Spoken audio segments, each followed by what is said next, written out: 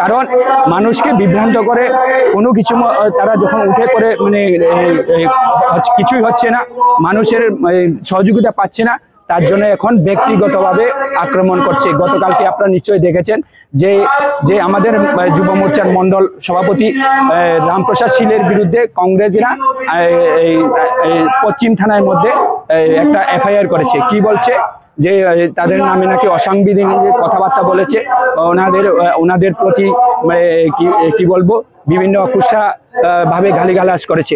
আমি আপনাদের মাধ্যমে এই কথাটা বলতে চাই, যদি আমাদের স্লোগানের মাধ্যমে তারা যদি মানে অপমানিত হয়ে থাকে, তাহলে রাহুল গান্ধী বলো, তেজস্বী যাদব বলো এবং কমিউনিস্টরা বলো, যেখানে বিহারের প্রচার করতে গিয়ে ওই তাদের মঞ্চ থেকে আমাদের যশস্বী প্রধানমন্ত্রী নরেন্দ্র মোদীজির মা, উনি বর্তমানে এই পৃথিবীর মধ্যে নেই, এনে স্বর্গবাস হয়ে গেছেন, ওনার মাকে নিয়ে পর্যন্ত গালাগালি করছে।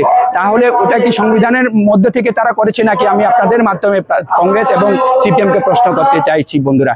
এবং ইভেন আমরা 2018 সালের বিধানসভা নির্বাচনে এ রাজ্যে আরো অনেক এরকম ভারতীয় জনতা পার্টির কার্যকর্তা হুমকি দিয়েছিল যে আমাদের পার্শ্ববর্তী বিধানসভা কেন্দ্রের মধ্যে যে প্রার্থী ছিলেন যশবীর ত্রিপুরা বিধায়ক ছিলেন, উনি কিভাবে আমাদের ভারতীয় জনতা পার্টির কার্যকর্তাদের হুঁশিয়ারি দিয়েছিলেন, যেভাবে গালিগালাজ করেছেন, সেই ভিডিও এখন আপনার সোশ্যাল মিডিয়ার মধ্যে ভাইরাল হচ্ছে।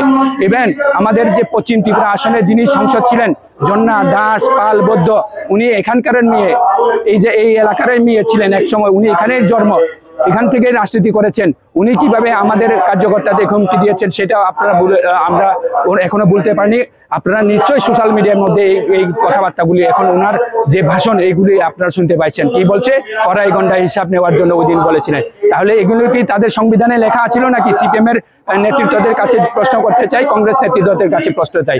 আসলে এটা নয়, সিপিএম কংগ্রেস যখন কোনো বিরোধী যারা ভারতীয় জনতা পার্টির বিরুদ্ধে কোনো অপপ্রচার করে, কোনো কিছু লাভ হচ্ছে না, পায়ের তলায় মাটি দিন দিন সরে যাচ্ছে। মানুষ ভারতীয় জনতা পার্টির যে কার্যক্রম উন্নয়নকে দেখে মানুষ দিন দিন ভারতীয় জনতা পার্টি আকৃষ্ট হচ্ছে, নরেন্দ্র মোদীজির উপর আকৃষ্ট হয়ে আজকে দলে দলে ভারতীয় জনতা পার্টি পতাকা সামিল হচ্ছেন এবং তারা ভারতীয় জনতা পার্টি সরকারকে আরো ত্রিপুরা রাজ্যের মধ্যে আমাদের যে লক্ষ্য, সে যে বিকশিত ভারত যে লক্ষ্য, প্রধানমন্ত্রীজি এক ভারত শ্রেষ্ঠ করার জন্য যে লক্ষ্য, সেই লক্ষ্যকে এগিয়ে নেওয়ার জন্য অঙ্গীকারবদ্ধ হচ্ছেন আমাদের ভারতীয় জনতা পার্টি। প্রতিদিন আমাদের ভারতীয় জনতা পার্টির পতাকা তলে সামিল হচ্ছেন এবং আমাদের উন্নয়নকে তারা অংশীদার হচ্ছেন। এই হচ্ছে ত্রিপুরা রাজ্যের বাস্তব অবস্থা। যে সিপিএম যত কুৎসারট ত্রিপুরা রাজ্যের মধ্যে যত অশান্তি করার চেষ্টা করুক, ত্রিপুরা রাজ্যের মধ্যে এই সিপিএম কংগ্রেস আর কোনোদিন ফিরে আসবে না, এটা নিশ্চিন্ত। এবং এটাও ঠিক যে ইতিহাসের সাক্ষী যে কমিউনিস্ট ভারতবর্ষে নয়, গোটা পৃথিবী থেকে কমিউনিস্ট একবার যদি সরকার থেকে পতন হয়ে যায়, সেইখানে কমিউনিস্ট আর সেখানে দাঁড়াতে পারে না, সেখানে আর কংগ্রেস ক্ষমতায় ফিরে আসতে পারে না। সেটাই উদাহরণ। তো ত্রিপুরা রাজ্য কংগ্রেস কোনোদিনে ফিরে আসতে পারবে না এবং সিপিএম ফিরে আসতে পারবে না, কারণ কংগ্রেস সিপিএম একে অপরের পরিপূরক হয়ে গেছে। এটা ত্রিপুরার বাসী এখন ওপেন দেখছে বন্ধুরা।